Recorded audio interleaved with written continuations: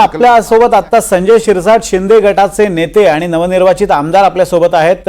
शिरसाटजी, सगळ्या घडामोडी पुन्हा तीव्र झालेल्या आहेत। काही वेळापूर्वी तुम्ही आमच्या प्रतिनिधीशी बोलताना असं म्हटलं होतं की एक व्हिडिओ कॉन्फरन्सिंगद्वारे देवेंद्र फडणवीस आणि एकनाथ शिंदे यांची चर्चा होऊ शकते, मात्र आता चित्र वेगळं दिसतंय। गिरीश महाजन हे भेटीसाठी दाखल झालेले आहेत। यापूर्वी गेल्या 2 ते 3 दिवसात म्हणजे विशेषतः दिल्लीवरून आल्यानंतर एकनाथ शिंदे भाजप नेत्यांकडून अशा पद्धतीने काही संपर्क साधण्याचा तुम्हाला प्रयत्न झाला होता का? नाही, भाजप नेत्यांचाच नाही तर शिंदे साहेबांनी सर्वांनाच, म्हणजे पक्षांच्या अंतर्गत आम्ही सुद्धा जरी शिंदे साहेबांच्या जवळ असतो किंवा असलो जरी, त्यांनी सर्वांनाच मना केलं होतं। डॉक्टरांनी त्यांना कुणालाच भेटू नका, विश्रांती घ्यायचा सल्ला दिला होता। आजही मी दुपारी तिथे जाऊन आलो तरी माझी स्वतःची भेट झालेली नाही, अनेक लोकांची भेट झाली नाही, परंतु ही संस्कृती आहे आपली। आज गिरीश महाजन गेले, त्यांना तर कदाचित त्यांची भेट होऊ शकते आणि भेट घेणे, आजारपणामध्ये एकमेकाला भेटणे यामध्ये इतर राजकारण आणण्याची काही आवश्यकता नाही। भाजपचे आमचे संबंध भेटले नाही म्हणून काही बिघडलेत असं समजण्याचं सुद्धा काही कारण नाही। त्याच्याबद्दलचं देवेंद्र फडणवीस साहेबांशी असेल त्यांचं बोलणं हे चालू असतं।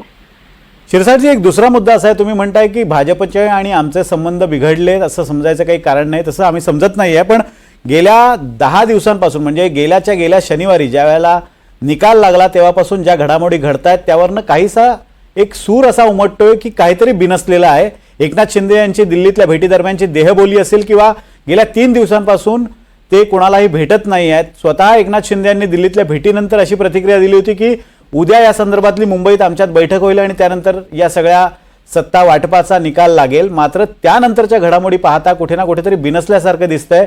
भाजपने तुम्हाला गेल्या 3 दिवसात विशेषतः दरे या गावात एकनाथ शिंदे असताना संपर्क साधण्याचा प्रयत्न केलाय का?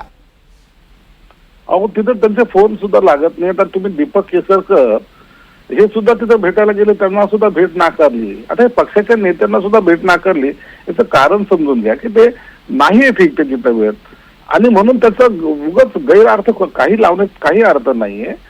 भाजपचे आमचे संबंध ना बिघडलेत ना बिघडणार आहेत। तळेगावला जाऊन आले, आज ठाण्याला का आले, त्यांनी एकाही कार्यकर्त्याला किंवा नेत्यांना भेट दिलेली नाही, पक्षाच्या सुद्धा। म्हणून त्याच्याबद्दलचं गैरसमज कृपया करू नका। आमचे मधुर संबंध आहेत आणि शिंदे साहेब मला वाटतं आज थोडा पुन्हा एकदा रेस्ट घेतील। मी गेलो होतो त्या टायमाला तिथे डॉक्टर सुद्धा उपस्थित होते, म्हणून आजचा दिवस ते आराम करतील आणि उद्याचा दिवस हा सर्वात महत्वाचा असणार आहे। या सर्व राजकीय घडामोडीच्या प्रश्नाची तुमची जी काही उत्तर आहेत ते आपल्याला उद्या मिळतील।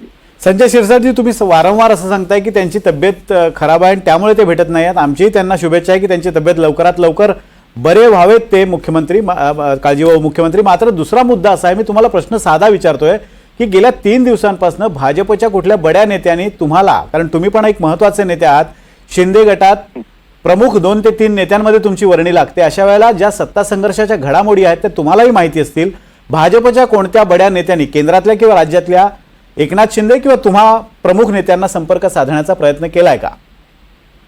निश्चित शिंदे साहेबांशी त्यांचा संपर्क चालू असेल आणि ह्या वरिष्ठ पातळीवर होणाऱ्या चर्चा याचा कुठेही खाली आमच्यासारख्या कार्यकर्ते किंवा नेत्यांकडे त्याच्याबद्दलची चर्चा होत नसते। हे तिन्ही नेत्या जवळच ते सर्व बातम्या ते त्यांच्या पुरतेच मर्यादित ठेवतात आणि योग्य वेळेला त्या बातमीचा जो काही निर्णय घ्यायचा आहे तो निर्णय हे सामूहिकरित्या सांगत असतात। म्हणून त्यांची जे बोलणी चालू असेल, त्यांचं काही एकमेकांबद्दलचं संभाषण असेल, आता गेल्या आठवड्यात मी स्वतःच देवेंद्र फडणवीस जाऊन भेटलो होतो, त्यांच्याशी माझं काही बोलणं झालं। परंतु ह्या बातम्या आम्ही जे काही भेटतो किंवा बोलतो याचा सार्वजनिक ठिकाणी उल्लेख करायचा नसतो, हे आम्ही संकेत एकमेकाला असतात। म्हणून याचा अमित शहा साहेबांशी किंवा मोदी साहेबांशी, शिंदे साहेबांशी जे काही बोलणं झाले असेल ते त्यांच्या पुरतच मर्यादित आहे आणि या सर्व गोष्टीचा खुलासा तुम्हाला उद्या त्यांच्या तोंडून ऐकायला मिळेल। अगदी संजय शिरसाटजी, धन्यवाद आमच्याशी संवाद साधल्याबद्दल।